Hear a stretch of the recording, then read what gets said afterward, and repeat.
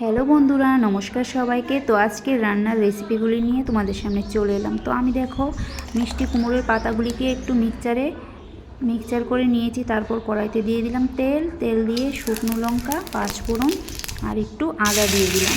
কেননা আজকে তো সোমবার, নিরামিষ রান্না, তাই আদা লাগবে। তো তোমরা চাইলে এটা রসুন আর সঙ্গে শুটকি তারপর পেঁয়াজও দিতে পারো। তো মরিচ চির করে দিয়েছি, লবণ দিয়েছি সামান্য।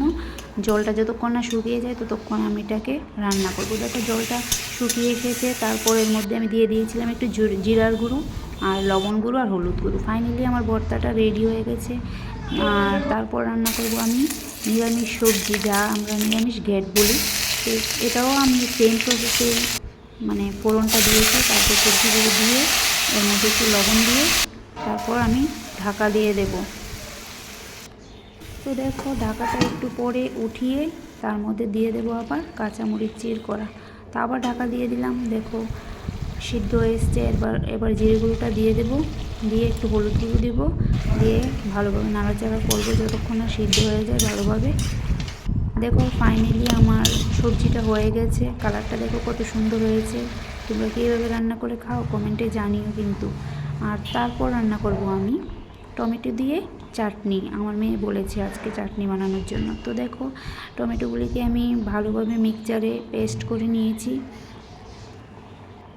তারপর এক এক করে আমি দেখো সবটা পেস্ট করে নিয়ে নিলাম। তার মধ্যে এবার হলুদ গুঁড়ো, এরপর শুকনো লঙ্কার গুঁড়ো আর দেবো একটু লবণ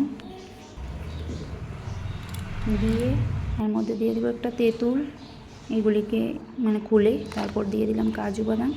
তারপর ফোড়নে দিয়ে দিলাম সর্ষে আর একটা কাঁচামরিচ, আর এই কাঁচা লঙ্কা নয়, শুকনো লঙ্কা। তারপরে দিয়ে একটু হলুদ গুঁড়ো দিলাম। এটা সবটা ভালোভাবে মিশিয়ে নিচ্ছি। তারপর দিয়ে দিলাম চিনি। আমি এটার মধ্যে কিন্তু একটু জল ইউজ করেছি, বেশি জল ইউজ করিনি, কারণ এটা একটু শুকনো শুকনো হবে, তো তাই। তো দেখো ফাইনালি আমার চাটনিটাও হয়ে গেছে। তারপর আমি করব বেগুনি মিষ্টি কুমড়ো দিয়ে। তো সব দেখো আমি উপকরণ নিয়ে নিয়েছি। এর মধ্যে চালের গুঁড়ো নিয়েছি, ময়দা, তারপর দিয়ে দিলাম হলুদ গুঁড়ো, জিরে গুঁড়ো, লঙ্কা গুঁড়ো, তারপর দিয়েছি একটু লবণ। তো কুমড়ো কেটে নিয়েছি আর কি আমি। তারপর এগুলি দিয়ে আমি এবার ভাজবো।